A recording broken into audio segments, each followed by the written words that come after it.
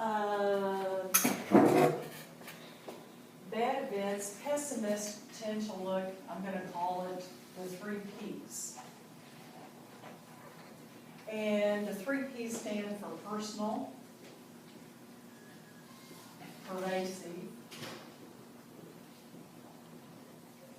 and permanent.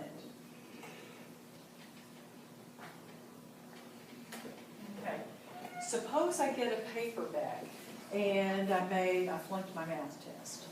And if the kid automatically says, oh, I'm stupid, well, you know what? If I'm stupid today, I'll probably be stupid tomorrow, right? I am stupid. Just those 3 little letters is definitely PPP. And one of the best therapists I know in Tulsa, when somebody makes a negative statement, would say, there you go, peeing all over yourself. That's very crude, but now you're going to remember it, right? Because they have a tendency to think problems are their own, cause, and that it's pervasive, meaning it's running in everything. If it's just the math grade that was low, does that really mean I'm stupid about everything? No, it's I'm having trouble with my math, okay? And permanent, and again, if I'm stupid today, I'll probably be stupid tomorrow. Optimists tend to look at it as temporary, event, more of the event than personal, and they tend to look at it as limited. They may say to themselves, I didn't really study for that test, I really need to. Or, maybe the instructions weren't so clear, I should have asked about it. And, well, I'm a whiz-bang when it comes to the spelling bee.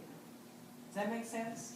So when you catch your kid peeing all over themselves, kind of say, honey, what about yesterday? Wasn't it going pretty well for you in that area? Does that make sense? Okay. Also, a cultural reason American kids do that. We tend to be, and you've read about it maybe in earlier chapters, we're a very individualistic society. It's kind of like my achievement, my personality, versus who I am in a community kind of group. Asians are a lot more that way. What happens is, and I'll pass this around, this is just a chart, and it's not just Americans, it's pretty much Europeans and Canadians as well. This was a research project where the darker line is where the kid was successful. Okay? If the kid was successful, they studied more in subsequent times. If they did really well on that math test, they studied more because I'm good at math. I like it. It's good. Asians, on the other hand, Japanese in particular, they messed up on the math test and they study more. They don't study as much after they have done something well. They look at it as a skill. Does that make sense? It's very much a part of our culture. And you know what? Western people are a lot more depressed than other cultures. And it's because we have a tendency to think of ourselves as, this is just the way I am. That's my personality. So, also, last night I was reading about a research project. I'm in reading a book, a bestseller right now called Switch.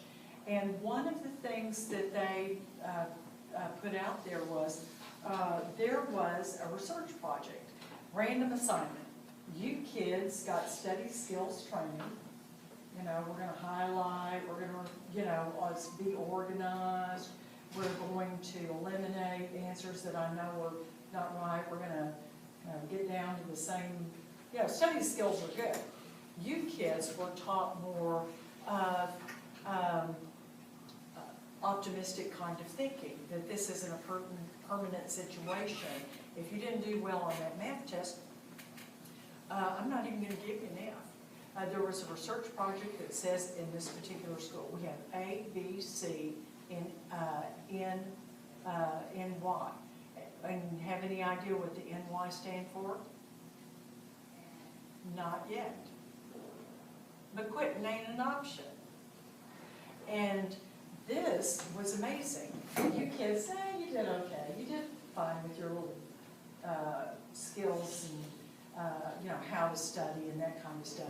You kids did 75% better than them because you learned, just because I really screwed that up doesn't mean that that's permanently a part of me. Does that make sense? Okay, well, I'll pass that around and you can see it better. And I like this quote from Nelson Mandela. Of course, he's from Africa. The greatest glory in living lies not in never failing, but rising up every time you fall down. And we have a tendency to think, well, that's just the way it is. Okay. Do give kids some choice about their clothes. We could think something was, when we're talking about kids' self-esteem, good Lord, I was sent to school in homemade outfits and orthopedic shoes, and I was really ashamed. And sometimes mothers can think, oh, such and such is so cute. I think after, like the first, second grade, kids need to have some measure of choice in the kinds of clothes they wear. We're not going to send them to school looking like, they're working the streets of Houston, but we're going to give them some measure of choice about, what it is that they're cool. And that doesn't mean giving them unlimited, dollars for it.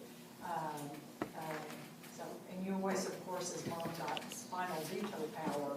And I wouldn't just send kids off like some folks do with a credit card and whatever I bring home is, and then get into some battle about it. So, okay, and we've watched that movie. Cyberbullying, gosh, they talk a little bit about it in this textbook, but you know what? It's bad enough to be bullied at school, but for you to go home, it might not ever stop. And it's, happened this way, pretending to be somebody else, lie, gossip, post pictures without your consent or doctor them up. I think that everybody does it, it's no big deal. And so I think our school's doing, Jerome, I know your wife is a school teacher. Do they address that? I don't know of it. I honestly don't know much about what she does as a teacher, but she's also dealing with like pre-K, so. Oh, okay.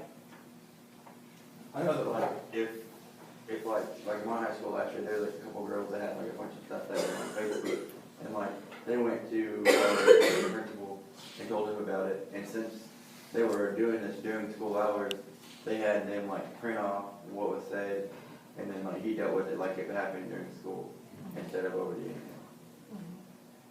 And that's reasonable. Or even if it spills over and creates problems in the school, if you, the parent, could even print that off and say, this is not acceptable. This needs to put an end to it, because not everybody is doing that. And I would say maybe an awful lot of this stuff, kids are really pushing cell phones and the internet way too early. Again, I would say internet always needs to be in the family room, so you, as parent, can know what the heck's going on with your kids. And we need to coach our kids the do's and don'ts of, putting stuff out there. Okay? They use this word co-regulation. Kids certainly they're going further and further away from home on their bikes, on their feet, their schedules. They're a lot more independent. And so we really need to work with them about the kinds of decisions they're making. Racial differences.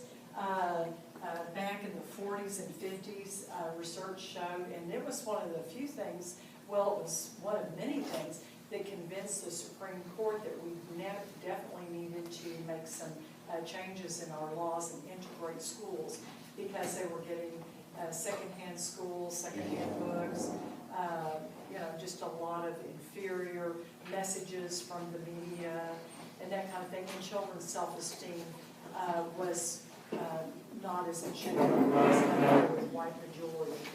Now, the books are different.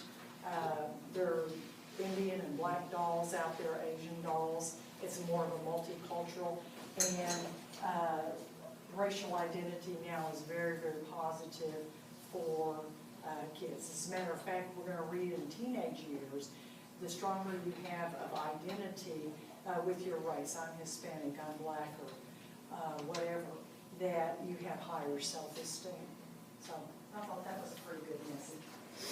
Immigrant families, they have the benefit of a very extended, kind of nice, supportive, loving family, and that helps. They're also going to tell us in the teenage years, because you're expected to be part of the group, there's going to be less angst, again, because of less individualism. It's all about me and what I want, and all of that kind of thing. Okay, and vast majority of us don't have multi-generational families. We're going to also read in the grandparenting section, a couple chapters down the road, that black families have more connected, involved grandparents raising kids, and not just being supportive, but disciplining them too, and being a bigger part of their lives. Okay, latchkey kids, not necessarily a bad thing.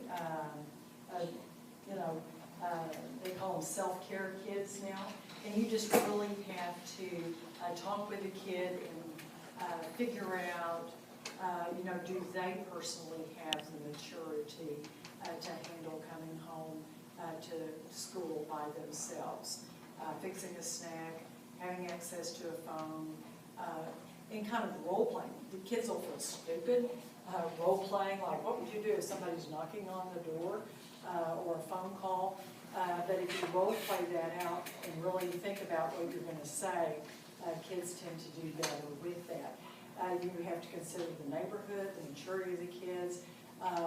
Some kids you could send home brother and sister, and it might be gasoline and matches. So you just really have to consider the situation. Holly, how old are your kids, and what is kind of your rule of thumb or thinking about that?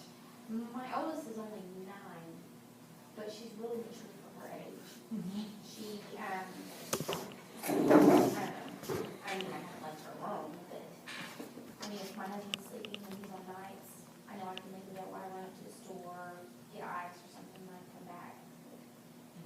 You leave them in just little increments and get it longer and longer and longer till you feel like they're handling that okay. And their comfort level is pretty important too. If they're not feeling okay with that.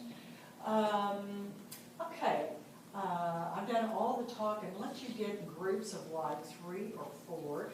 And most of you have read the handout on step parenting. You might discuss what you've learned in that, what are some standout ideas, anything you would add to it, anything you would delete from it. And we'll get back as a group in about 10 minutes, okay? You